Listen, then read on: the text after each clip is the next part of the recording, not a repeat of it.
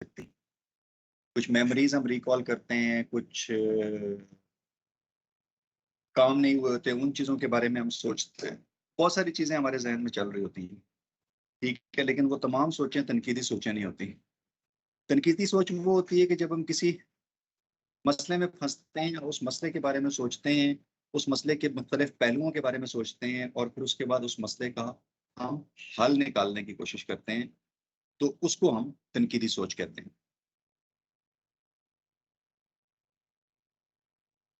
Example मैं आपको देता हूं कि आसमान नीला क्यों है? ठीक है, टाइम ट्रेवल क्या पॉसिबल है? वो मुझे क्यों पसंद नहीं करती? वो मुझे क्यों पसंद नहीं करता? ठीक है, ये आखिरी जो दो सवाल है, क्यों नहीं करती और क्यों नहीं करता, तो इसका जवाब तो वो कई दफा मैं मजाक में देता हूँ। मैं कहता हूँ वो मर्जी, पसंद करे ना करे, हम किसी के ऊपर पाबंदी तो आयद नहीं कर सकते, ना हम किसी के ऊपर कोई रिस्ट्रिक्शन लगा सकते हैं, ना हम किसी के ऊपर कोई बाइंडिंग लगा सकते हैं, ना हम किसी के ऊपर हमारा जोर चलता है। ठीक है, तो टाइम ट्रेवल पॉसिबल है या नहीं है? आज से शायद 50 साल 60 साल पहले हम कहते तो जवाब होता कि नहीं पॉसिबल, लेकिन अभी हम ये कहते हैं कि हाँ पॉसिबल है, बिकॉज टाइम मशीन्स मैंने देखी हैं मूवीज में, और E is equal to M C square theory भी है उसकी, आइंस्टाइन की। तो उस थ्योरी की वजह से भी पॉसिबल है कि हम टाइम ट्रेवल कर सकते हैं। ठीक है, तो as you start asking questions and seek the answers, in fact you are thinking. जब आप चीज़ों को क्वेश्चन करते हैं, जब आप स्टेटस को, जो रिवायात या रूटीन चल रही होती है, उस रूटीन से हट के किसी चीज़ के बारे में सोचते हैं और उसके बारे में सवालात उठाते हैं, तो इनफैक्ट हम सोच रहे होते हैं, और वो सोच हमारी जो है उसको हम तनकीदी सोच कहते हैं। In other word, thinking is purposeful. किसी खास मकसद के लिए हम कहते हैं, एक खास तरीक़ाकार को अपना के हम सोचते हैं, और उस तरीक़ाकार को अपनाते हुए हम चीज़ों के बारे में जब सोचते हैं, तो उनकी कोई ना कोई हियत हमारे जहन में आना शुरू होती है, कोई ना कोई शेप हमारे जहन में बनना शुरू होती है, उन तमाम चीज़ों के बारे में जो हमारे इर्द गिर्द हो रही होती हैं, जो हमारे डे टू डे लाइफ में हो रही होती हैं, उनके बारे में।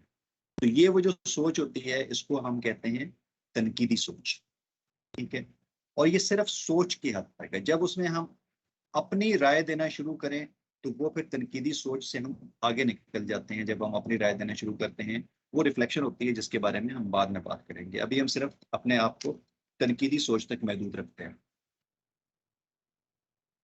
मैं इस स्टेटमेंट से एग्री करता हूं, आप लोग एग्री करते हैं या नहीं करते, कमेंट्स में जरूर बताइएगा। Give place here to some further consideration of thought. यहाँ पर थोड़ी देर के लिए जहन को रोकें और कुछ चीज़ों के बारे में सोचें, और कुछ सोचों को अपने जहन में जगह दें। ठीक है, आप एक अजीम या एक आप बड़े आदमी या एक आप अजीम इंसान नहीं बन सकते उस वक्त तक, जब तक कि आपकी सोच बेहतर नहीं होती, जब तक कि आपकी सोच अजीम नहीं होती, जब तक कि आपकी सोच बड़ी नहीं होती। And therefore it is of the first importance. तो सबसे पहली अहमियत इस चीज की है कि हमें सोचना शुरू करना चाहिए कि हमने आने वाले वक्त में क्या करना है, या जो चीजें या सर्कमस्टांसेस, जो प्रॉब्लम्स हमारे गिर्द रूनुमा हो रही हैं, उन मसाइल का हल कैसे निकाल सकते हैं हम। तो एक अजीम इंसान या एक सक्सेसफुल पर्सन बनने के लिए ज़रूरी है कि हम चीज़ों के बारे में सोचें, उनका हल निकालें और उन प्रॉब्लम्स को अपनी ज़िंदगी से बाहर फेंकें, तभी हम आगे बढ़ सकते हैं, अदरवाइज हम आगे नहीं बढ़ सकते।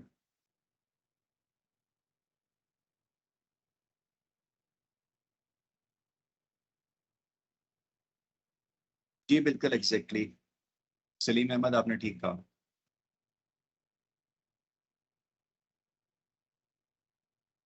ट्यूगेट ने 1987 में ही classified critical thinking as the ability to step beyond common sense assumptions. जो एक आम बंदा सोचता है उससे आगे निकलते हैं।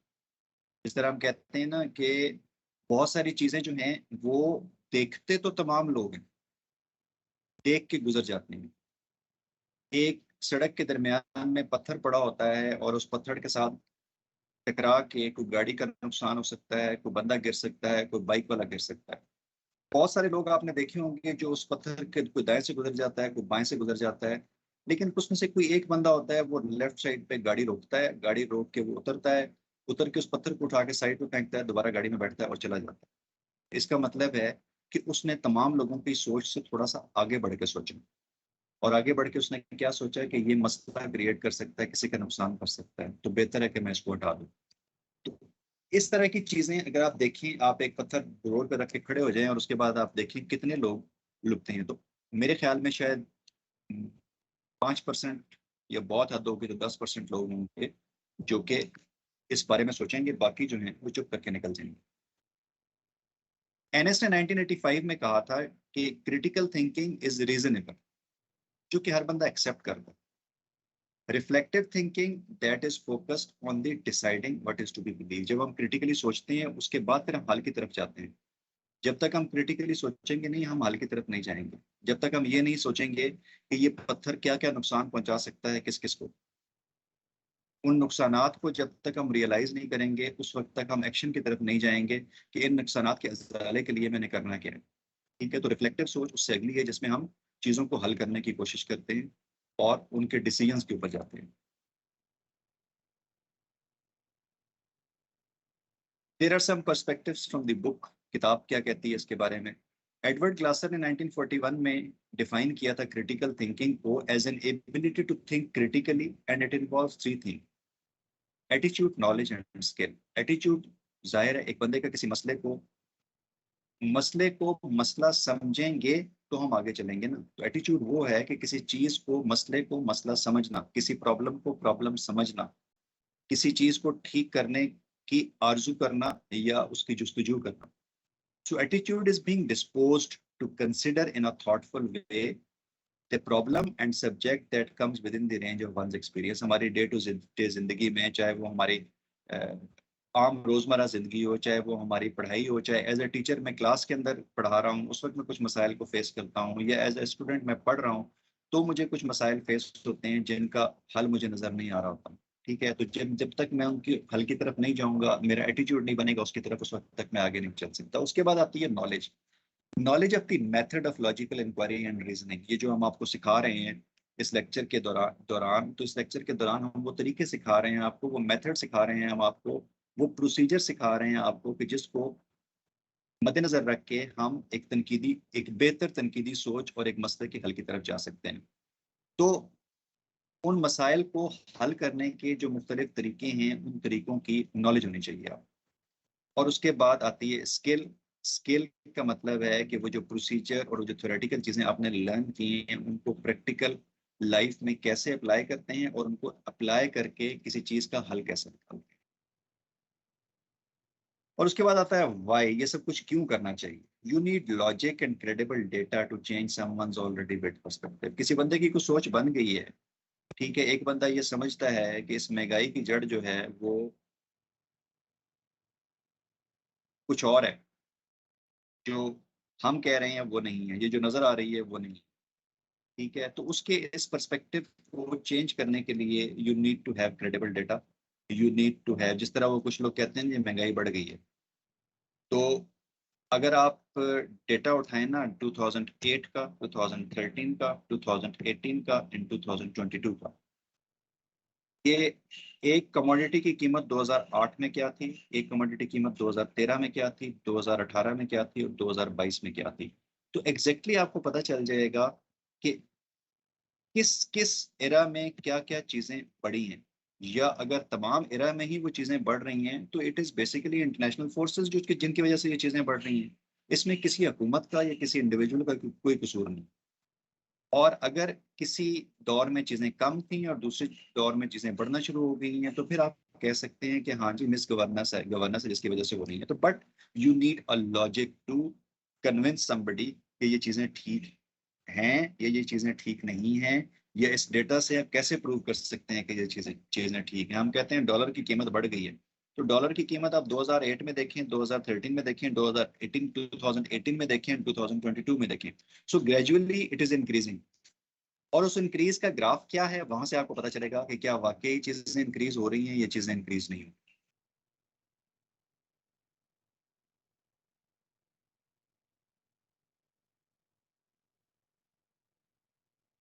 वेरियस फॉर्म्स ऑफ थिंकिंग क्या होती हैं? साइंटिफिक थिंकिंग, साइंसी सोच, ये किसी प्रोसीजरल तरीके से सोचना। Mathematical thinking, one one plus one two, two plus two four, four plus four eight, eight plus eight 16। ठीक है, ये मैथमेटिकल थिंकिंग होती है। हिस्टोरिकल थिंकिंग, हिस्ट्री से किसी चीज को रिलेट करना, जिस तरह हम बात करते हैं कि कोरोना वायरस आया और एक कियोस क्रिएट हो गया, तो इस कियोस का हल कैसे निकाल सकते हैं हम हिस्ट्री में जाते हैं, हम देखते हैं कि इस तरह की कोई बीमारियां या वबाएं पहले आई थी या नहीं आई थी, तो हमारे जहन में आता है कि हाँ 1885 में ताउन की वबा आई थी। तो ताउन की वबा के दौरान उन्होंने कैसे डील किया था उसको, उसमें भी लोग मरना शुरू हो गए थे, और उसके बाद उन्होंने लोगों को सेग्रीगेट करना शुरू कर दिया था। जब उन्होंने लोगों को सेग्रीगेट करना शुरू किया तो they were able to control their things. तो यहाँ पर भी जो है उन्होंने कहा कि जो क्वारंटाइन में चले जाएं। तो ये एक सबक हमने हिस्टोरिकल थिंकिंग से सीखा। एंथ्रोपोलॉजिकल थिंकिंग, एंथ्रोपोलॉजी क्या होती है? जो पुरानी चीजें हैं उनके बारे में सोचना। Economic thinking, moral thinking, philosophical thinking, ये वो तमाम चीजें हैं जो कि हम सोचते हैं। लेकिन एक चीज हमेशा जहन में रखिएगा कि जब भी हम सोचते हैं, जब भी हम डेटा इकट्ठा करते हैं, जब भी हम किसी चीज के बारे में बात करते हैं, तो सिर्फ एक जाविया मत रखें, उसको मुख्तलिफ जावियों से देखें। Think with the multiple lenses. एक डेटा जो है ना, मैं अगर कहूँ कि जी मेरे पास डेटा आ गया है कि डॉलर जो है वो ऊपर जा रहा है, इंटरनेशनल मार्केट में तेल की कीमतें कम हो रही हैं, या हम कहें कि जी तेल की कीमतें बढ़ती चली जा रही हैं, लेकिन किसी स्पेशलिस्ट से जरूर जाके बात करें, वो क्या कहेगा इसके बारे में? वो कहेगा कि जी तेल की कीमत तो मार्केट में, इंटरनेशनल मार्केट में कम हो गई है। पहले 150 बैरल थी, डॉलर पर बैरल थी, तब कीमत जो है वो 150 रुपए थी डीजल पेट्रोल की, और आज पेट्रोल की कीमत या ऑयल की कीमत जो है वो 106 डॉलर पे आ गई है, लेकिन कीमत 250 रुपए पे चली गई है। तो इसका रीजन क्या है? ठीक है, तो इसमें मेरली हम ये नहीं कह सकते कि with the passage of time चीजें बढ़ रही हैं। इसका मतलब है कि यहाँ पर मिस गवर्नेंस आ गई। इसका मतलब है यहाँ पर कहीं के पैसे कहीं से पूरे किए जा रहे हैं।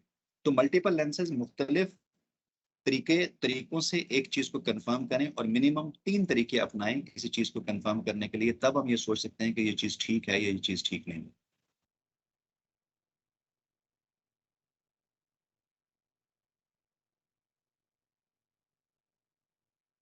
उसके बाद आते हैं some basic components of critical thinking. Give me 5 minutes, I will be back.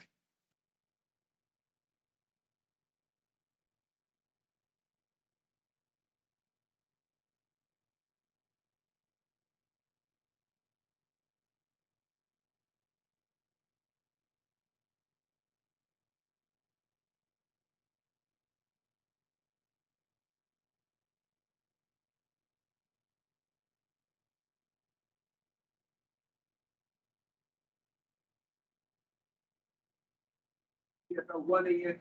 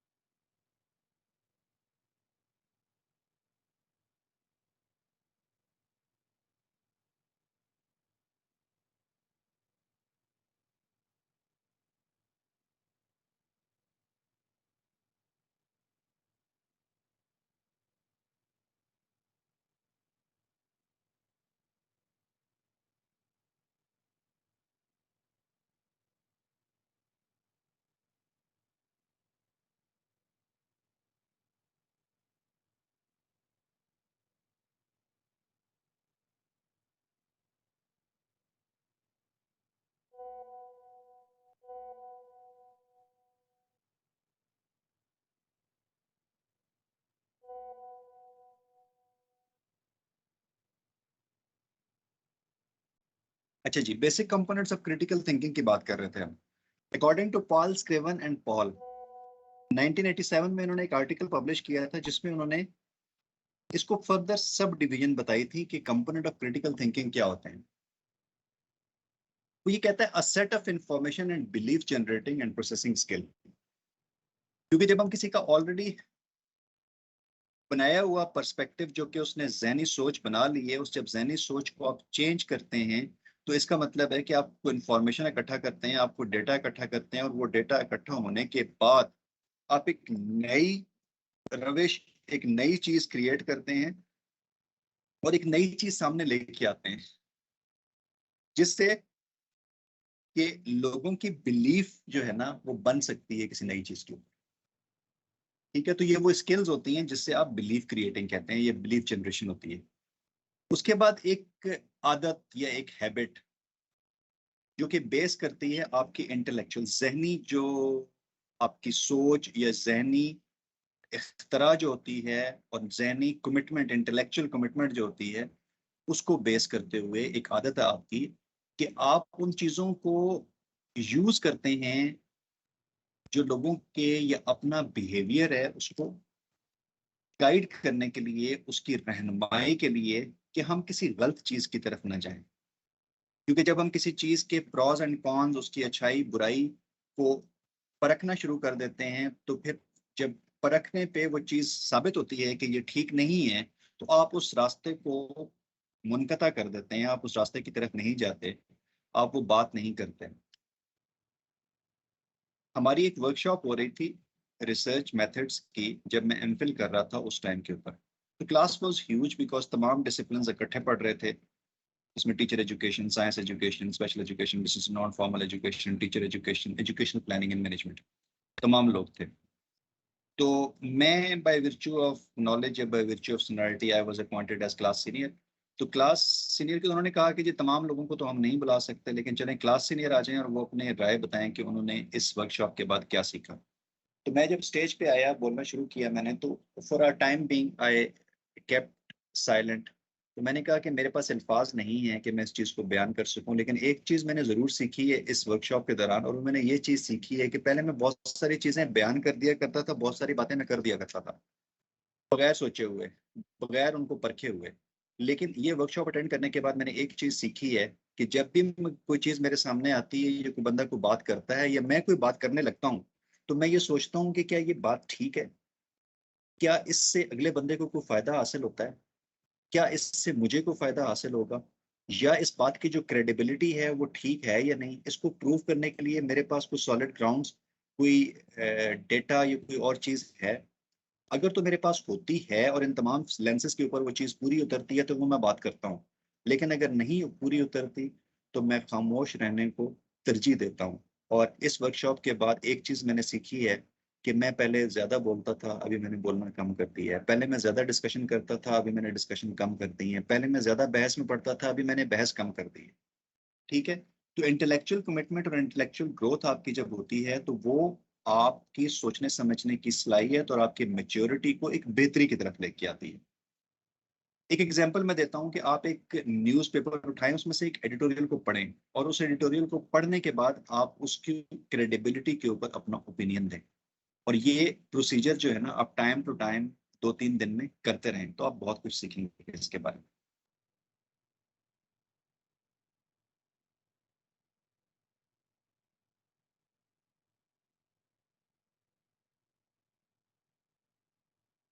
Thank you very much सफा शफीक। बस माइंड मत कीजिएगा, मैं बीच में थोड़ी देर के लिए गायब हो जाता हूँ, बिकॉज काफी सारे चीजें चल रही होती हैं यहाँ पर। आई लिव अलोन, मेरे साथ फादर होते हैं, I have to take care of him, he is an old man about 86-87 years of age. तो कई दफा वो कोई चीज मांग लेते हैं, तो उसके लिए उठ के जाना पड़ता है उनको देने के लिए। तो ये मत समझिएगा कि मैं टाइम पास कर रहा हूँ।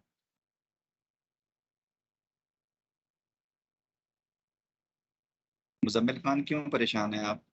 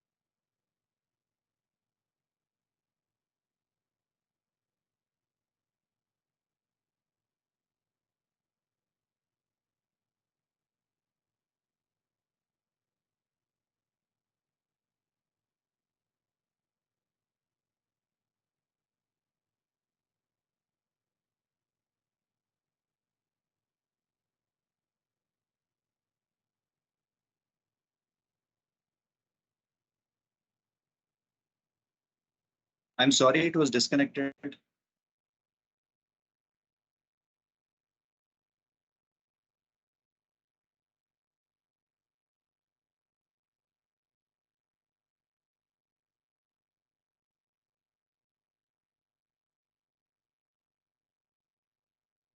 सना और शाह मोहम्मद दोबारा फिर लॉबी में आ गए हैं, इसका मतलब है कि दे आर गेस्ट्स। तो मैंने पहले भी बताया था कि जुनेरा आजम समझ नहीं आया क्या बनाया है, बिकॉज डिस्कनेक्ट हो गया था तो वो चैट बीच में खत्म हो गई।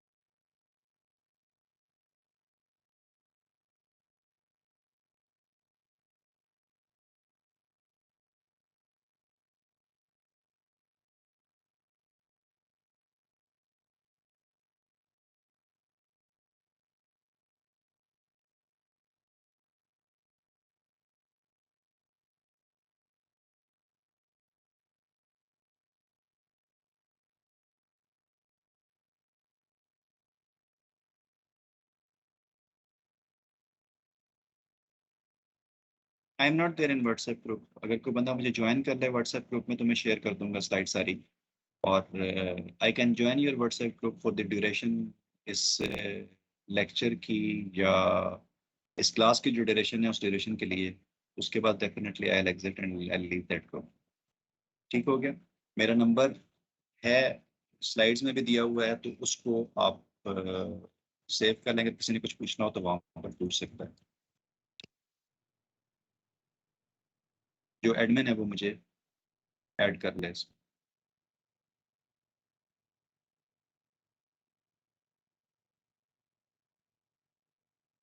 ठीक है। एल्डा लिंडा एडलर ने 2007 में he gave the qualities that one should have.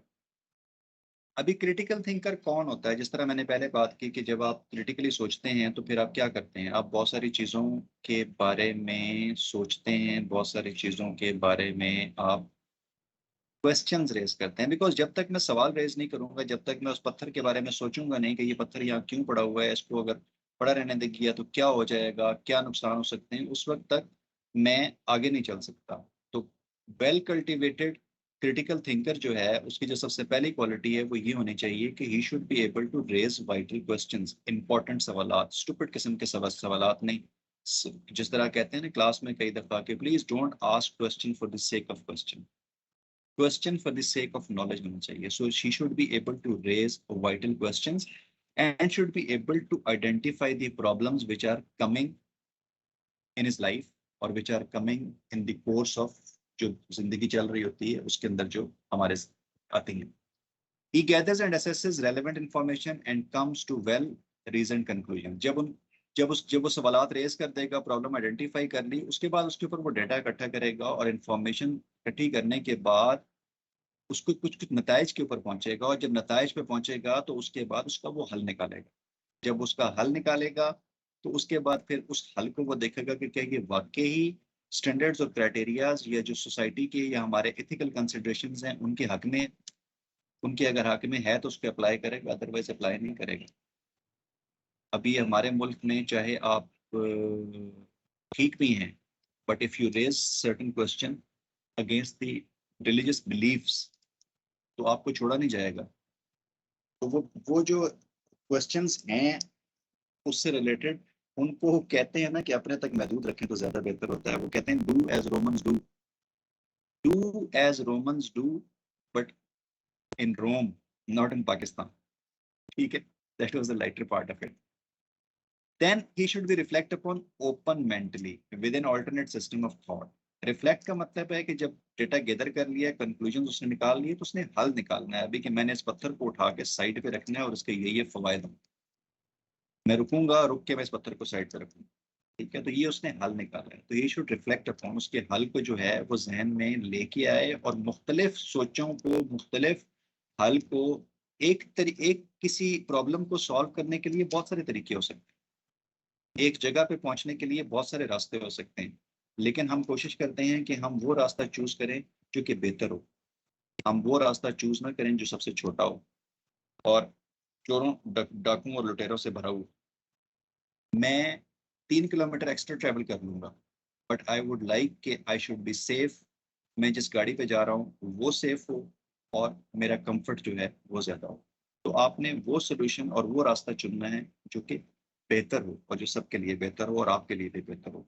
He should be able to elaborate effectively his and her own conclusion. जो उसने सोच बनाई है या जो उसने चीजें कंक्लूड की हैं उनको वो एक्सप्लेन कर सके। अगर एक्सप्लेन नहीं करेगा तो फायदा कोई नहीं है ना फिर।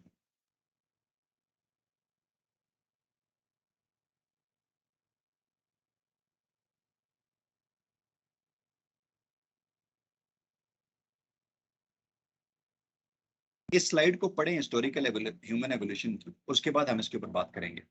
इसको पढ़ के सोचें और ये बताइएगा कि ह्यूमन एवोल्यूशन की जो थ्योरी थी वो किसने दी थी। मैं आता हूँ।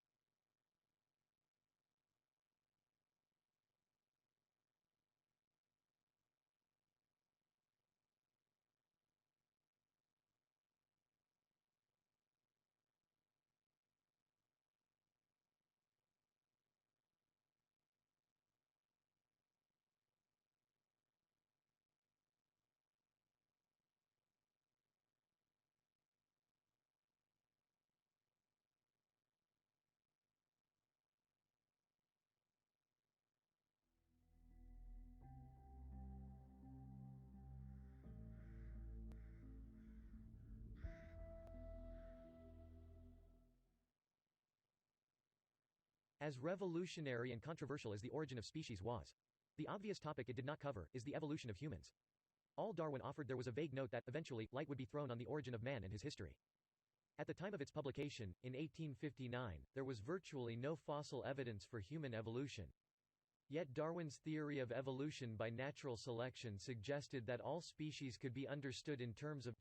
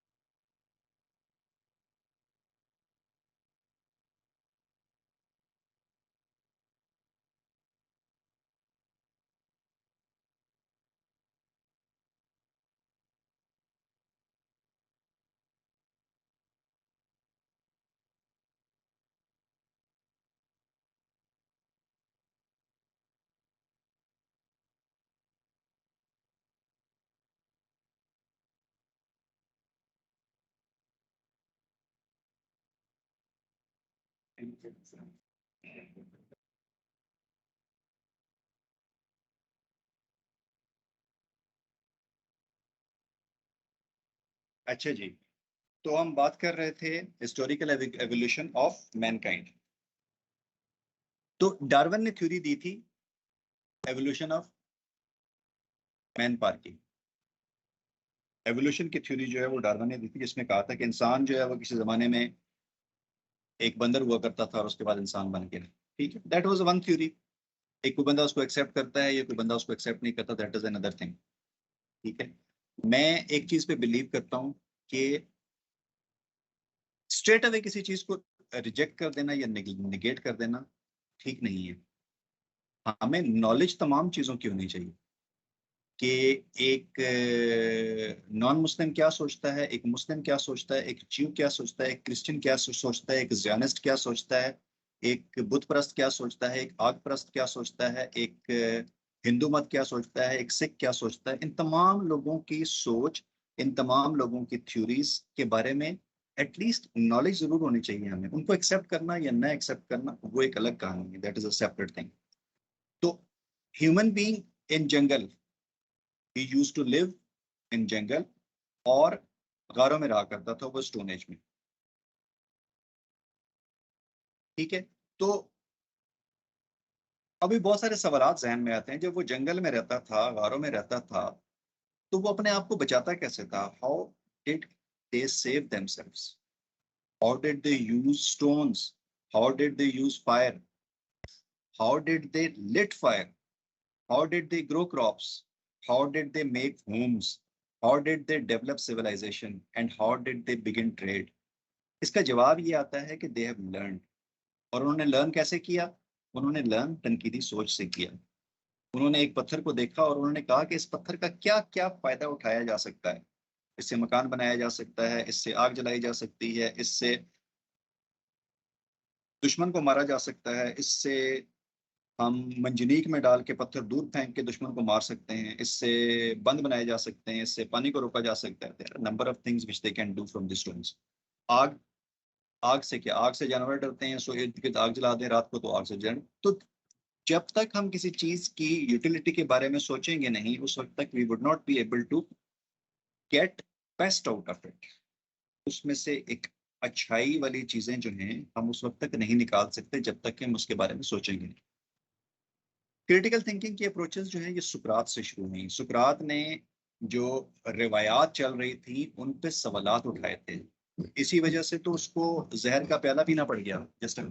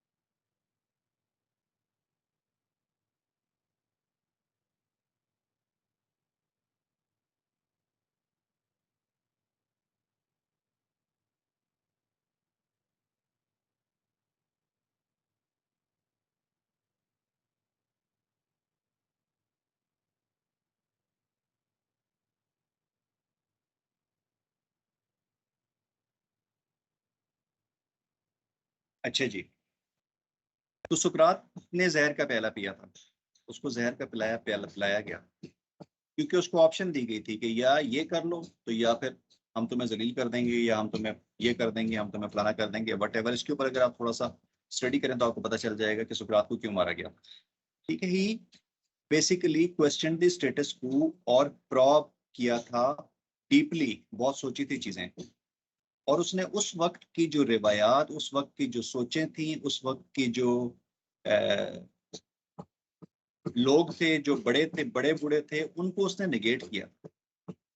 ठीक है, तो उसके दौर में बेसिकली क्रिटिकल थिंकिंग का हम कहते हैं कि आगाज हुआ। He establish that people may have power, लोगों के पास ताकत है, लोगों के पास दौलत है, बहुत बड़ी बड़ी पोजीशंस के ऊपर बैठे हुए हैं लोग, लेकिन स्टिल वो कंफ्यूज्ड हैं, they are not rational in their decision, उनके जो फैसले हैं वो ठीक नहीं होते, उनके फैसले ह्यूमैनिटी, उनके फैसले एथिक्स, उनके फैसले बेसिक मोरालिटी के खिलाफ होते हैं। ठीक है, तो ये चीजें चूंकि उस वक्त के उमरा को, उस वक्त के बादशाहों को, कजन उस की वक्त के मेहंदी में हुक्मरानों क्या को पहनना पसंद है नहीं आई बात तो थी, कर। इस वजह से सुकरात का खात्मा हो गया। जो सुकरात की क्वेश्चनिंग टेक्निक थी, it was continued by Plato, Aristotle, ये उसके स्टूडेंट्स साफ थे नजर आती सुकरात के। थी, एक संतराश रहता था। ठीक है, एंड द उस ग्रीक संतराश का थिंकर्स, बेटा एज दिस इज द यहाँ खड़ा बेस्ट होकर नोन टेक्निक ऑफ यूनानी थिंकिंग, इसको आगे लेके चले, देवतार के और फिर साथ एक से दो, इतनी दो से चार, दोस्ती बनी चार है से और कहानी आठ, इतना आठ से ट्रांस 16, रहा है एंड ये कि फिर वो जगह मिलियंस एंड मिलियंस में तादाद पहुंच गई क्रिटिकल थिंकर्स की। In early middle age philosophers like Al Farabi, Thomas Aquinas, उन्होंने भी इस ट्रेडिशन को कंटिन्यू किया, सिस्टमेटिक क्रिटिकल थिंकिंग को। इब्न सीना ने फिर मेडिकल साइंसेज में और उन चीज़ों में यूज़ किया इस एनालिसिस को, फिलोसफिकल एंड रिलीजियस कॉन्टेक्स्ट जो है उसमें इस्तेमाल किया गया, और हर चीज़ों में बेहतरी आई। हम अगर पुराने वक्तों की बात करें, कैलिफेट की बात करें, खिलाफत उस्मानिया जब तक थी उस वक्त तक एक चीज़ हुआ करती थी, इजमा एंड इज्तिहाद। इजमा एंड इज्तिहाद उन चीज़ों के ऊपर होता था कि with the development of science and technology बहुत सारी चीज़ें जो हैं वो बदल गई हैं, और वो जब बदलती हैं तो वो कॉन्ट्राडिक्ट करती हैं आपके रिलीजियस बिलीव्स, आपकी अहादीस और के साथ। तो फिर वो जो उस वक्त के उलमा थे और जो नॉलेजेबल लोग थे, वो बैठ के ये फैसला करते थे कि क्या ये चीज़ रिलीजन के मुताबिक ठीक है या ठीक नहीं है, या फलां चीज़ जो टीचिंग ऑलरेडी प्रिवेलिंग चल रही है उसको ख़त्म कर दिया जाए। जिस तरह हम कहते हैं ना कि बहुत सारी हदीसें जो हैं ये ज़ईफ़ हदीस है, तो ज़ईफ़ हदीस वो होती है जो कि इजमा और इज्तिहाद के और जब हुआ और उसमें बताया गया कि अभी इसकी वैलिडिटी खत्म हो गई है, पहले थी, लेकिन अब साइंस एंड टेक्नोलॉजी ने इतनी डेवलपमेंट कर दी है कि अभी ये चीज़ वैलिड नहीं है। तो वो चीज़ शुरू हुई, लेकिन फिर उसके बाद वो रुक गई, जिसकी वजह से मैं अपनी सोच की बात करता हूँ, I do not impose my thinking on anybody, हर बंदे की अपनी सोच है। मैं ये सोचता हूँ, मेरी अपनी जाती सोच तो ये है कि इजमा एंड इज्तिहाद खत्म होने की वजह से हमारे मजहब में एक्सट्रीमिज्म बढ़ गया है। ठीक है, और इस वजह से चीज़ें जो हैं वो ठीक नहीं हो रही हैं, और फैसले जो हैं वो ठीक नहीं हो रहे। उसके बाद रेनेसांस पीरियड आ जाता है 15th एंड 16th सेंचुरी का, जहाँ पर बहुत सारे स्कॉलर्स जो हैं वो यूरोप में एक्टिव हो गए, critical thinking about religion, society, human nature, law, और बहुत सारी और चीज़ें जो हैं, जिसमें कोल्ड, एरिस्मस एंड मूर थे इंग्लैंड में जिन्होंने ये किया।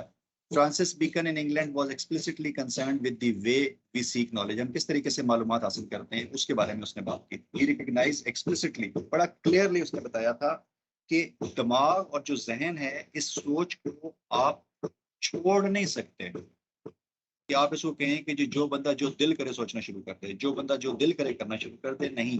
There are some boundaries, there are some ethical considerations, there are some ethical laws, there are some ethical boundaries जिनके अंदर रह के हमने सोचना होता है। He lead on the foundation of modern science with the emphasis on the information gathering process. क्या होता है 17th सेंचुरी जो कि हम बात करते हैं कि 17th 18th सेंचुरीज जो थी, उसमें एक बूम ऑफ टेक्नोलॉजी आया। Robert Boyle's and Charles Isaac Newton, Boyle's law, Charles law, first law of motion, second law of motion, third law of motion, ये सारे जो हैं क्रिएट किए गए, और फिर एक क्रिटिकल थिंकिंग को साइंटिफिक में, साइंस में, मेडिसिन में और मैकेनिकल एंड इंजीनियरिंग में भी इस्तेमाल होना शुरू हो गया।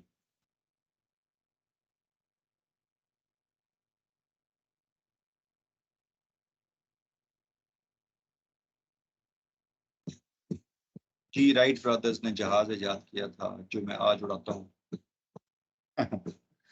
Origin of critical thinking. 18th century thinkers applied critical thinking to the problem of economics. Adam Smith जो है, जिसको इकोनॉमिक्स का फादर ऑफ इकोनॉमिक्स भी कहा जाता है, एडम स्मिथ, उसने वेल्थ ऑफ नेशंस में थ्योरी दी थी। इसी तरीके से आप आगे चले जाएं 19th सेंचुरी, उसमें क्रिटिकल थॉट्स जो हैं, Spencer, problem of capitalism, economic critique, Karl Marx आ गया। कार्ल मार्क्स ने जो थ्योरी दी, क्लास डिस्ट्रीब्यूशन की थ्योरी, जिसमें उसने दो क्लासेस बनाई, एक बर्गुइस थी, एक प्रोलेटरिएट थे। बर्गुइस वो हैं जो कि इफेक्ट हो रहे थे, और प्रोलेटरिएट वो थे जो इफेक्ट कर रहे थे, एक कैपिटलिस्ट थे और एक वो थे। ठीक है, उसने कहा था कि अमीर अमीर तर होता चला जा रहा है, गरीब गरीब तर होता चला जा रहा है, और इसका हल सिर्फ ये है कि वो तमाम इंडस्ट्रीज जो कि प्रॉफिट प्रोड्यूसिंग हैं, they should be owned by the state, and state should be responsible for provision of employment to its citizens, और उनके दरमियान चीजों की इक्वल डिस्ट्रीब्यूशन की जिम्मेदारी हुकूमत की होनी चाहिए। ये बेसिकली थ्योरी थी कार्ल मार्क्स की, और मेरे हिसाब में ये वो कॉन्सेप्ट है जो कि इस्लाम ने दिया था, जिसको गैरों ने तो अपना लिया, लेकिन हम उसको गंवा बैठे, इसी वजह से हम आज इस स्टेज पे पहुंचे हैं। In 20th century, our understanding of the power and nature of critical thinking has emerged in increasingly more explicit formulation of social structures because connectivity बढ़ गई, बाउंड्रीज खत्म हो गई। क्रिटिकल थ्योरी इन एजुकेशन की जब हम बात करें, critical theory in education has emerged from wider discipline of sociology. Basically, the sociology and education is part of sociology. Society का हिस्सा है, हम सोसाइटी की डेवलपमेंट में मदद करते हैं, हम सोसाइटी की ग्रूमिंग करते हैं as teachers. So education is part of sociology, it's part of society. Education as made of mode of transforming and controlling. Transforming and controlling. Controlling का मतलब ये नहीं कि हम लोगों को पट्टे डाल लेते हैं। कंट्रोलिंग का मतलब ये है कि वो जो बाउंड्रीज मैंने पहले बताई थी ना, एथिकल बाउंड्रीज, मॉरल बाउंड्रीज, उसके बाद जुडिशियल बाउंड्रीज और बहुत सारी बाउंड्रीज आ जाती हैं, उनके दरमियान रह के सोचना, उनका उनको क्या कहते हैं, रिस्पेक्ट करना। शुक्रिया। अच्छा,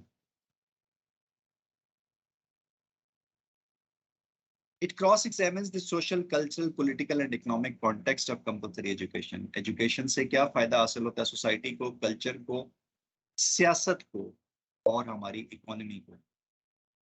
इन तमाम चीजों के तनाजर में जो कंपलसरी एजुकेशन है वो कैसे चलनी चाहिए, हम उसकी बात करते हैं। एजुकेशन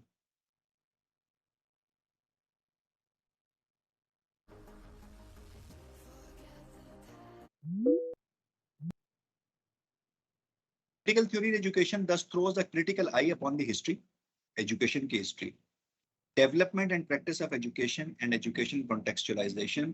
Education emerge कैसे हुई थी और with the passage of time in centuries how it developed और सिस्टम्स को किस तरीके से इम्प्रूव किया गया, हम इसकी बात करते हैं। विलियम ग्राहम समर ने मेंशन किया था कि schools make persons in all in one pattern orthodoxy. क्यों? इस वजह से कि हम क्रिटिकल थिंकिंग के बारे में सोचते ही नहीं है। कोई बच्चा को सवाल करता है तो हम उसको डांट के चुप करा के खामोश करके बिठा देते हैं कि ये आउट ऑफ सिलेबस है।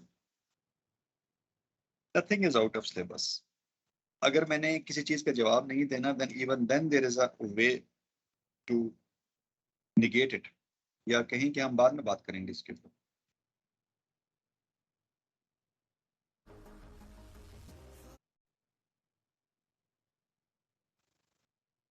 मान लिया, लेकिन अपने लेक्चर में से 10 मिनट 15 मिनट तो मैं निकाल के लोगों को मोटिवेट तो कर सकता हूँ ना, उनको कोई नई चीज के बारे में तो बता सकता हूँ ना, उनको बेहतर सोच को अपनाने के अंदाज तो मैं सिखा सकता हूँ।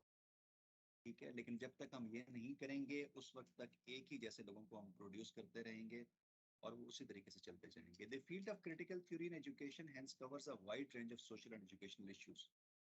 कॉन्टेक्स्ट कॉन्टेक्स्ट एंड कंटेंट में क्या फर्क होता है, ये आपको यहाँ क्लियर हो जाना चाहिए। मैं एक पैराग्राफ आपके सामने लिख के रखता हूँ तो उसके बारे में कि वो किस तनाजुर में लिखा गया है।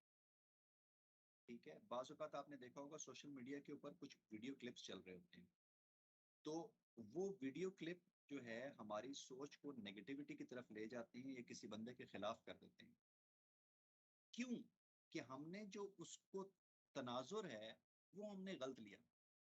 अगर उस क्लिप का पिछला हिस्सा और उस क्लिप का अगला हिस्सा हम देखें तो हमें बड़ा क्लियर हो जाता है कि यार ये वो तो नहीं है जो मैं सोच रहा था, ये तो कुछ और ही इसका तनाजुर है। तो जो तनाजुर है उसको हम कॉन्टेक्स्ट कहते हैं। किसी चीज को देख के जो हम राय कायम करते हैं या किसी राय को सामने रख के कोई कंटेंट क्रिएट किया जाता है तो उसको हम कॉन्टेक्स्ट कहते हैं। करिकुलम जो हम पढ़ाते हैं, पेडागोजी पढ़ाने के जो तरीके हैं, टीचिंग स्टाइल हैं, रियासत का क्या रोल होता है एजुकेशन के अंदर, उसके बाद जो कॉरपोरेट पावर्स हैं उनका क्या रोल है, कि वो कौन से इश्यूज हैं कल्चर के या इंडिविजुअल आइडेंटिटी के जिनको हम एड्रेस करते हैं, ये हमें सोचना चाहिए. Why we need to learn as an educator. बच्चा जब पैदा होता है तो उसका एक ब्रेन होता है, उसका माइंड नहीं होता. इस चीज की एग्जांपल सुनहरा आजम,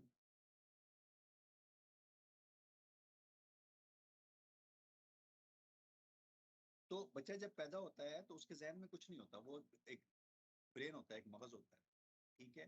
वो फिजियोलॉजिकल होता है. So brains are physiological while minds are developed. तो टीचर जो हैं वो बच्चों के जहन की नशोनुमा करके उसको माइंड डेवलपमेंट करते हैं. तो इस वजह से हमें जरूरत है क्रिटिकल थिंकिंग की.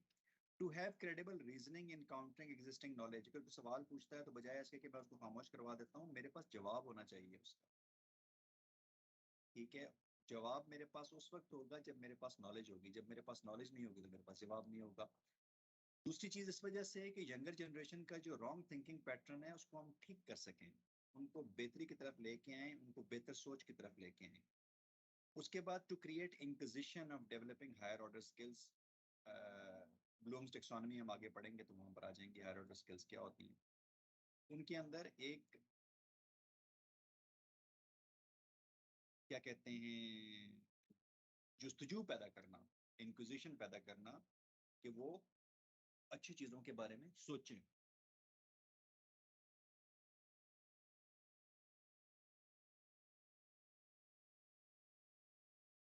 To create to equip us with conceptualizing, applying, analyzing, synthesizing and evaluating information we have. हमें ये पता होना चाहिए कि कॉन्सेप्ट्स क्या हैं, उनको कैसे अप्लाई करना है, उनका एनालिसिस कैसे करना है हमने, और एनालिसिस करने के बाद अच्छी और बुरी चीज़ों को साइड पे करना और उसमें से अच्छी चीज़ों को उठाना, इसको हम सिंथेसाइजिंग कहते हैं. अपने मतलब की चीज़ें उसमें से निकालना और बाकी चीज़ों को साइड पे कर देना, इसको सिंथेसिस कहते हैं. और उसके बाद उसको एवेल्युएट करके इन्फॉर्मेशन को हमने अप्लाई करना है. To know about implicit and explicit meaning of what we see and what we hear. अगला बंदा जो बयान कर रहा होता है ना, तो वो हमें बड़ा नजर आ रहा होता है कि ये वो जो बयान कर रहा है ना एक्चुअली ये नहीं है, इसका अंदरों अंदरी इसका मतलब जो है ना वो ये है. तो इसका मतलब है वो इम्प्लिसिट थिंकिंग के बारे में, इम्प्लिसिट चीजों के बारे में आपको पता होना चाहिए. एक्सप्लिसिट जो कि वाज़ेह है सामने वो तो पता ही है, लेकिन जो वाज़ेह चीजें हैं उनके असल मतलब क्या है, और जो ढकी छुपी चीजें हैं उनको आइडेंटिफाई करना कैसे हम कर सकते हैं, ये देखना बहुत जरूरी है.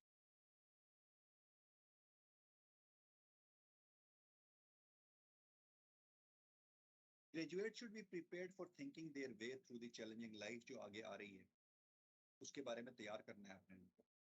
एनालिसिस, बड़ा केयरफुल एनालिसिस होना चाहिए, क्लियर थिंकिंग होनी चाहिए, रीजन डेलिब्रेशंस होनी चाहिए, ठीक है. ये वो चीजें हैं जो कि एक फंडामेंटल और डेमोक्रेटिक लाइफ का हिस्सा है. तो इंडिपेंडेंट इंडिपेंडेंट सोच बगैर किसी प्रेशर्स के. हम कह सकते हैं कि curriculum is a mind blowing instrument.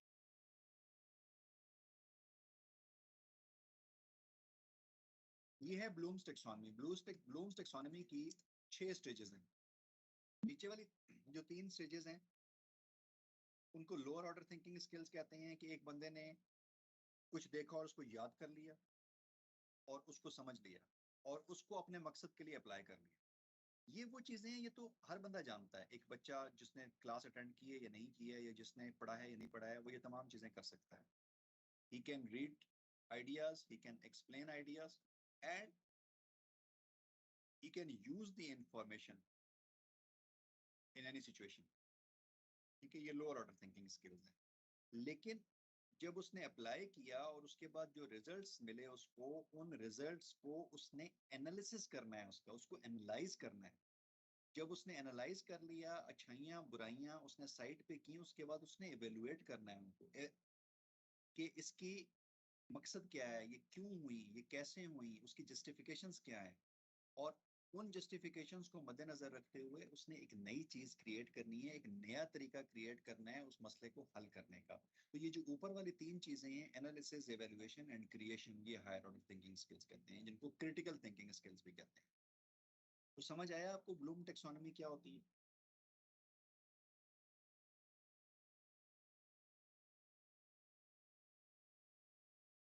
Class की टाइमिंग 12:30 बजे तक है।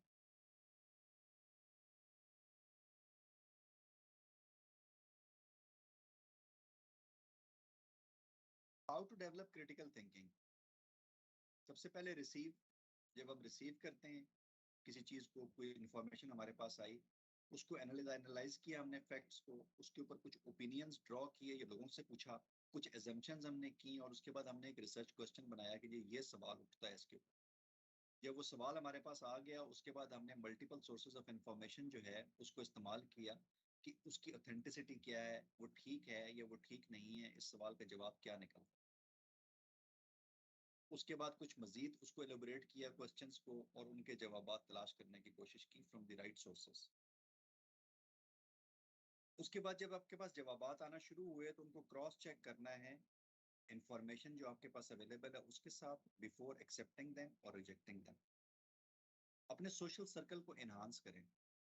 जो पढ़े लिखे लोग हैं, जो समझ बूझ वाले लोग हैं, जो चीज़ों को बेहतर जानते हैं, जो आपसे बड़े हैं, जो जिनकी तालीम ज़्यादा है, मेरे जैसे लोग मेरे साथ ताल्लुकात रखें। ठीक है। तो that was just lighter part of it. ठीक है। मैं फ्रेंकली स्पीकिंग, मैं अपने आप को कुछ भी नहीं समझता, मैं कुछ जानता हूँ इसके बारे में। ठीक है। तो सोशल सर्कल को एनहांस करें। सोशल सर्कल जब आपका एनहांस होगा तो इन्फॉर्मेशन एंड अजम्पशंस आपको खुद ठीक होती चली जाएंगी। किताबें पढ़ें, और मल्टीपल ऑथर्स को पढ़ें, जो कि अपोजिट ऑथर्स हैं उनको भी पढ़ें। वो लोग कि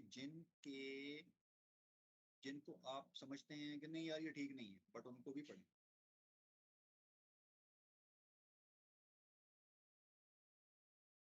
उसके बाद लॉजिकल रीजनिंग जो है उसको अप्लाई करें फॉर डिसाइडिंग समथिंग। वो चीजें जो कि कुछ सेंस बनाती हैं।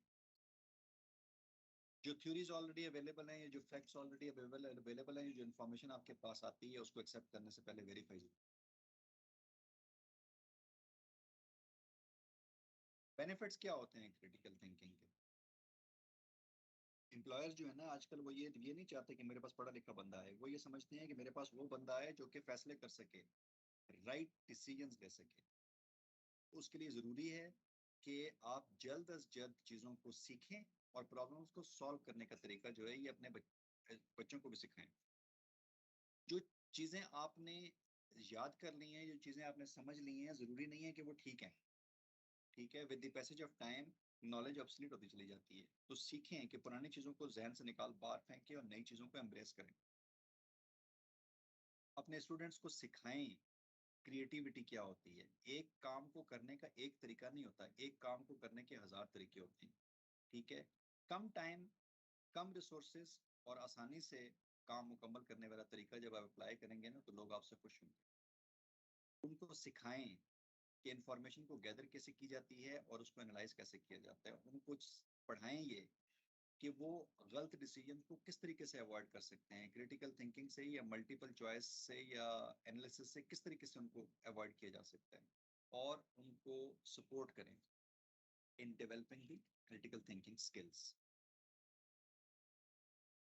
बैरियर्स टू क्रिटिकल थिंकिंग क्या होते हैं।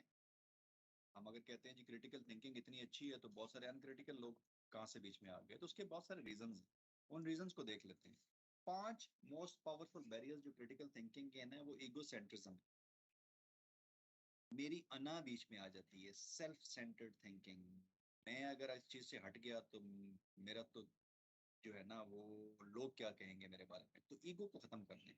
सोशल सेंट्रिज्म, सोसाइटी में एक ग्रुप सेंटर्ड अप्रोच है कि सारे लोग ये सोच रहे हैं तो मैं भी ये सोचता हूँ। नहीं, मेरी सोच यूनिक होनी चाहिए। अनवारंटेड असम्पशंस, जो चीजें चल रही हैं बस उनको चुप करके एक्सेप्ट कर लो। क्या जरूरत पड़ी रिसर्च करने की यार। एक पुरानी रिसर्च उठाओ, बंदों के नाम चेंज करो, लोकेशंस के नाम चेंज करो, स्कूल का नाम चेंज करो, दे दो आगे। This is what students of BEd are doing, for God sake please don't do it. Knowledge हासिल करने के लिए पढ़ें, डिग्री हासिल करने के लिए मत पढ़ें। ठीक है। It's a piece of paper, कोई फायदा नहीं है उसका। विशफुल थिंकिंग, जो अटेनेबल गोल होते हैं ना, मैं अगर ये कहूँ कि आज से 10 साल पहले मैं जितना दौड़ सकता था, आज भी मैं उतना दौड़ सकता हूँ, तो मेरी गलत सोच है ना। इस उम्र के साथ अभी मैं मुकाबला तो नहीं कर सकता बाकी लोगों का। ठीक है,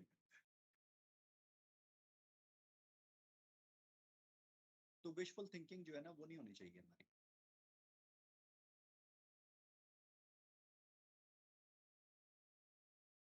रिलेटिविज्म, क्योंकि वो ठीक था तो ये भी ठीक होगा, जरूरी नहीं है कि वो ठीक था तो ये भी ठीक होगा। हलवा बनाने की रेसिपी से हम चावल नहीं बना सकते, या चावल बनाने की रेसिपी से हम कस्टर्ड नहीं बना सकते। ठीक है, so we need to have our own thinking, our own knowledge किसी चीज के लिए। Characteristic of a critical thinker क्या होती हैं? He should be honest to himself, problems को as a challenging and exciting challenges लेके वो चले आगे, अंडरस्टैंड करे चीज़ों को, और अपनी जो क्यूरोसिटी है, ठीक है, उसको जिंदा रखे हमेशा, और कूल एंड काम रहे कॉम्प्लेक्स सिचुएशन में भी। जजमेंट्स जो हैं, जो फैसले करने हैं, वो एविडेंस के ऊपर करने हैं, लोगों के कहने के ऊपर नहीं करने, या मेरी अपनी पर्सनल प्रेफरेंस के ऊपर नहीं करने कि मैं ये चीज़ ठीक समझता हूँ, ये मैं चीज़ आसान समझता हूँ तो उसको उस तरीके से कर लेना चाहिए। नहीं, जो ठीक है वो ठीक है, जो गलत है वो जो गलत है, गलत है वो गलत है। They are interested in other people's ideas, वो कम बोलते हैं और ज्यादा सुनते हैं, पढ़ते ज्यादा हैं, सुनते ज्यादा हैं। फेयर माइंडेडनेस एंड बैलेंस भी होता है उनका। बोलना रिस्ट्रेंट का मतलब है कि एक्शंस और बोलने में जो है ना थोड़ा सा तजबजब होता है उनका, फॉरन एक्शन लेना, फीलिंग्स को कंट्रोल करते हैं rather than being controlled by. ठीक है, ये क्विज है, अपने टाइम पे पढ़ लीजिएगा, सम कोट्स रिलेटेड टू एजुकेशन, इसके भी कोई इतने खास कोई नहीं, ये एक आंसर्स हैं। ये क्विज इस वर्कशॉप के क्विज वाली बात नहीं कर रहा, ये वैसे एक क्विज है, it's not, it has nothing to do with the workshop, ये सिर्फ एक जनरल नॉलेज के लिए, इसको जरूर पढ़िएगा। That was all from my side, किसी का कोई क्वेश्चन है तो पूछ सकते हैं।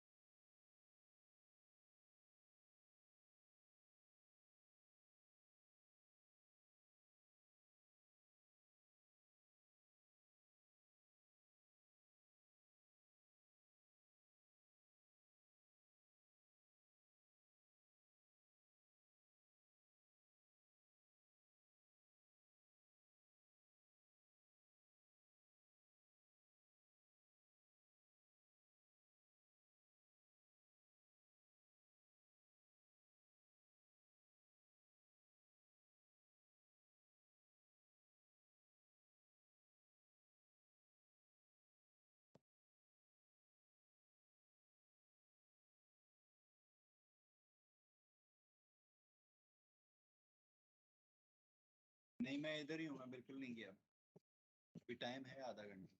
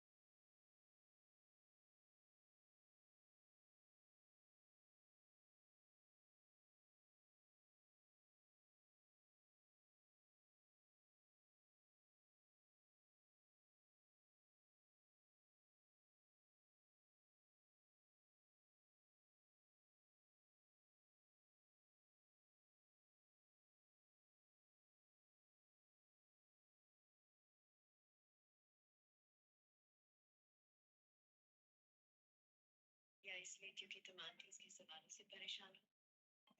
डोंट गेट मैरिड क्योंकि वैलेंटाइंस डे पे लजूरी लगता है। डोंट गेट मैरिड क्योंकि छोटी बहन की लाइफ बहन, या ये सोच के कि ओल्ड एज में कंपनी मिलेगी। डोंट गेट मैरिड क्योंकि फिर अंकल बनोगी। डोंट गेट मैरिड क्योंकि एक्स बॉयफ्रेंड की शादी होगी। ये तो बिल्कुल मत करना। तो फिर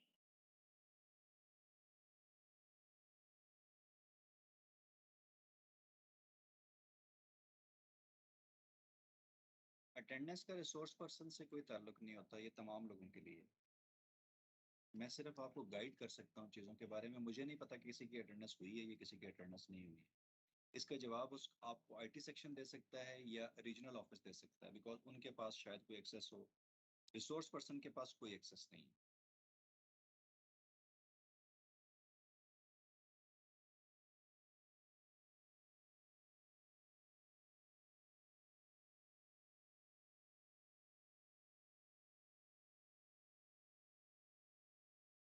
साइमा अफसल, अभी भी आप गेस्ट हैं।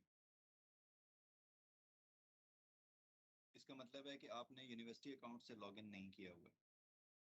तो काइंडली लॉग आउट करें और यूनिवर्सिटी अकाउंट की जो आपको आईडी पासवर्ड मिला हुआ है ना, @AIU.edu.pk LMS के थ्रू आए आप।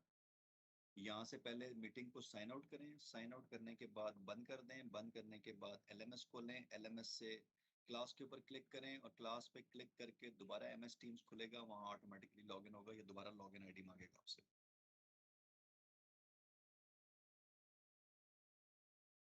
आधा घंटा लेट अगर हो गया है तो इसी वजह से आधा घंटा ज़्यादा क्लास चलती है।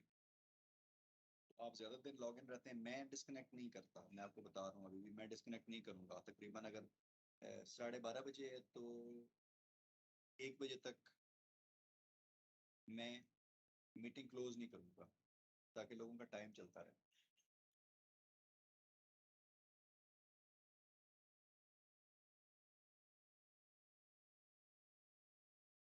कमल शहजादी, आप गेस्ट नहीं है।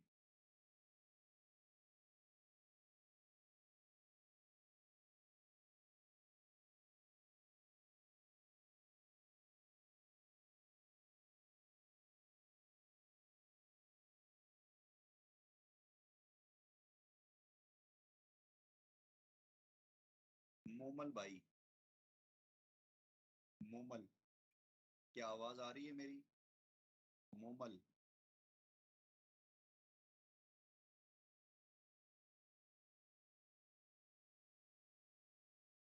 मोमल बाई,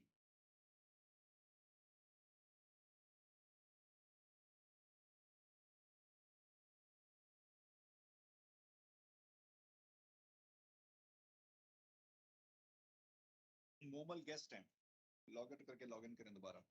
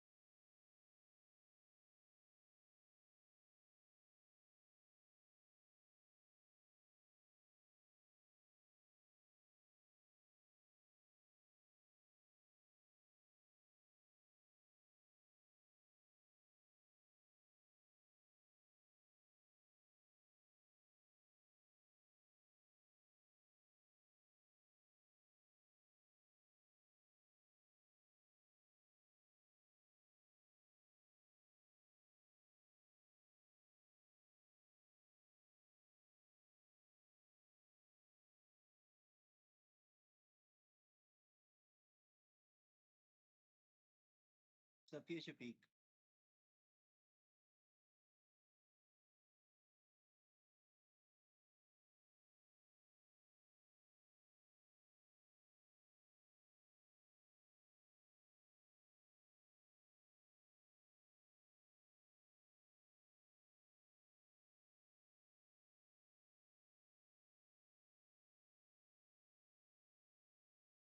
यूनिट 2 है critical theory and pedagogy.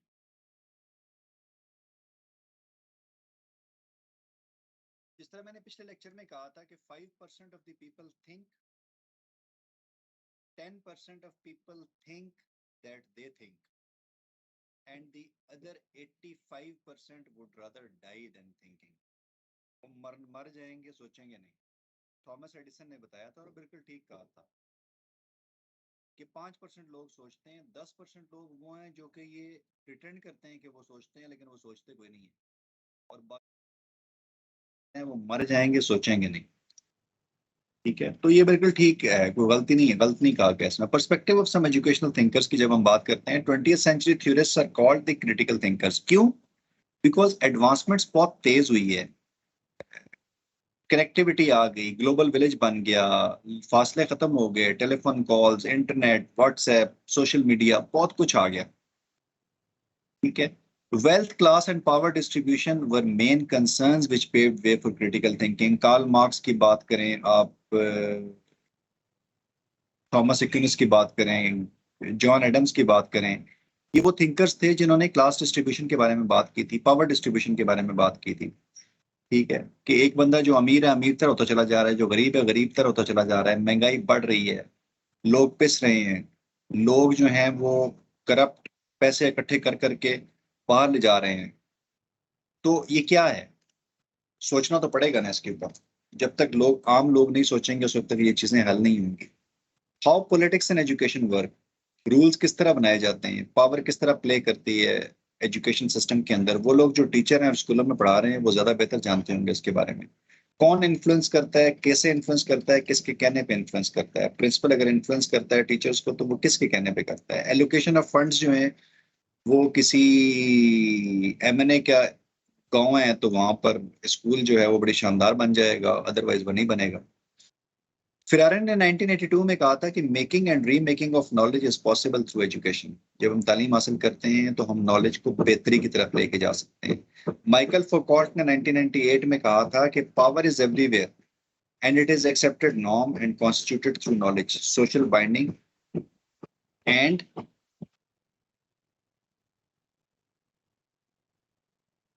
Need of change in discourse. Discourse क्या होता है? बयानिया,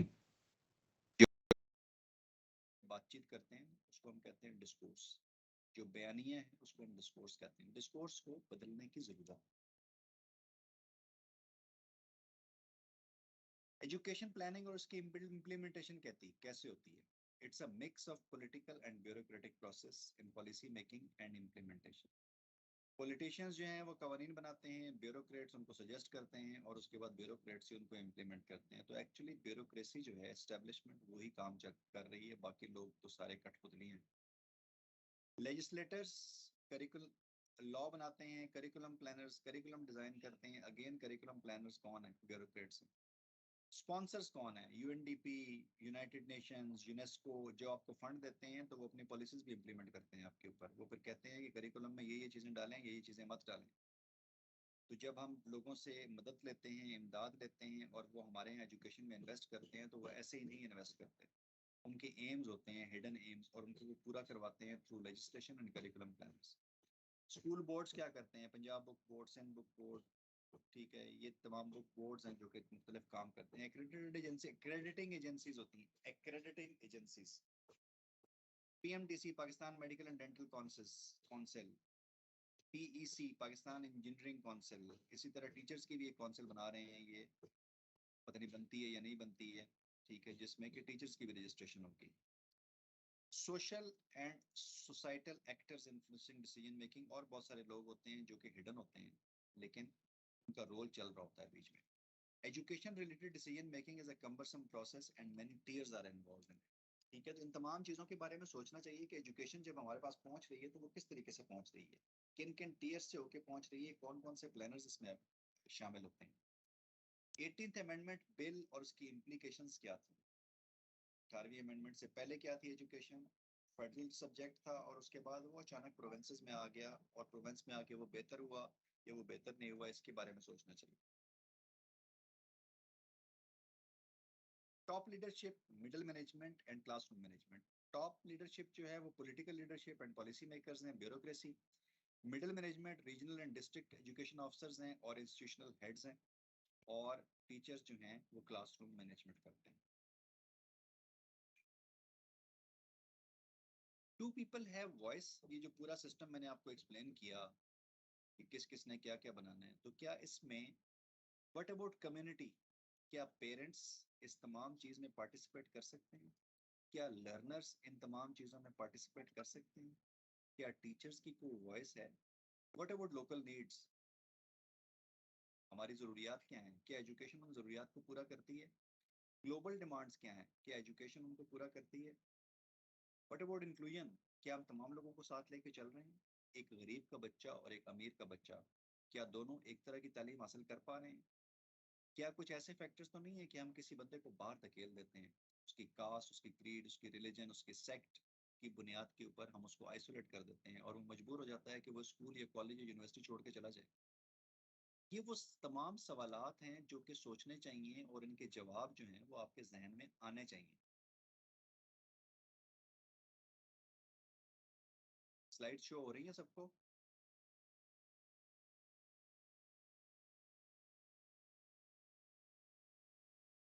Theories of social class structures. Thomas Hobbes, John Locke, Jean Jacques Rousseau, Karl Marx elaborated many theories on social class. ये वो theories हैं जो कि पिछले lecture में आपको बता चुके हैं। Society form of political life is determined by the non-political elements in society, such as economic system and the family system. ये dictate करता है कि society का political life क्या होगी। जर्मन सोशलिस्ट मैक्स वेबर जो था, उसने क्वेश्चन किया था कि importance of social classes and propose limiting the concept of class to impersonal income distinctions between groups. हम ये कहते हैं ना कि किसी जमाने में जो है ये क्लास स्ट्रक्चर की, जो चौधरी है तो वो बहुत अमीर होगा, ठीक है। अभी तो जब चीजें डिसेंट्रलाइज हो गई, प्रोफेशनल एक्सेलेंस बढ़ गई, तो जो लोअर लोअर क्लासेस के लोग थे, they have attend more economic stability than the Chaudharys, ठीक है। तो इस वजह से वो ये कहता है कि जो क्लास सिस्टम है उसको आप लिंक करें इकोनॉमिक डिस्टिंक्शंस के साथ ग्रुप्स में, ताकि पता चले कि इकोनॉमिक क्लास और सोशल स्टेटस दोनों जो हैं वो आपस में किस तरीके से मैच करते हैं या कॉन्ट्राडिक्ट करते हैं। उसके बाद आता है कल्चरल रिप्रोडक्शन की थ्योरी, पायरे बॉर्डियो ने दी थी। उसने एक बुक में कहा था कि forms of capital distributed into economic, cultural and social. Culture जो है with the passage of time change होता चला जाता है। आप में से बहुत सारे लोग जो हैं वो they will be following between 20 and 30 years of age. आज अगर आज से 10 साल पहले चले जाए तो 10 साल पहले जो चीज़ें हमारे कल्चर की थी, जो एथिक्स और मोरालिटीज थी, जो ट्रेडिशन और वो सारा कुछ था, वो आज नहीं है, वो चेंज हो रही हैं। कुछ चीज़ें बेहतरी की तरफ आई हैं, कुछ चीज़ डिटोरिएशन की तरफ आई है। तो ये कल्चरल रिप्रोडक्शन। बोडियो ने कहा था कि cultural reproduction is a social process जिसमें कल्चर रिप्रोड्यूस करता है across generations, specially through the socialising influence of major institutions. ये जो साइंस एंड टेक्नोलॉजी की एडवांसमेंट है, इस चीज को मद्देनजर रखते हुए कल्चर चेंज होता रहता है। बोर्डियो ने आर्ग्यू किया था कि एजुकेशन सिस्टम जो है वो बड़ा इंपॉर्टेंट रोल प्ले करता है इस ट्रांसफॉर्मेशन में, या हम ये कहें कि कल्चर की बेटर ट्रांसफॉर्मेशन और रिप्रोडक्शन में, सोशल इनइक्वालिटी को ब्रीच करने में और इसको पार्ट करने में बड़ा बेहतर अंदाज और बहुत बड़ा बेहतर तरीके से प्ले करता है। सोशल एक्सक्लूजन को खत्म करने में बेहतर प्ले करता है। Success in the education system is supported by the